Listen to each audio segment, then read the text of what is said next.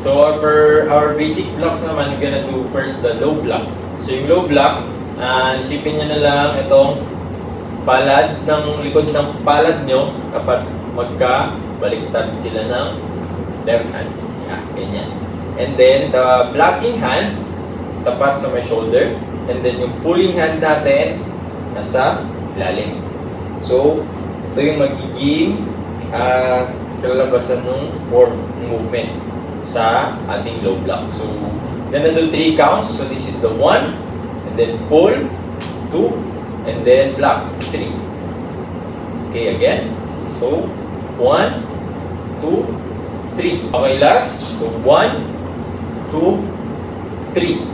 Okay, this time, tatry naman natin siya into 2 counts. So, dito na. 1, dito. 1, 2. So, yun ang 2 counts niya. 1, 2. Okay, isa pa. 1, 2. Okay, this time, gonna do 1 count naman. So, diretso na siya.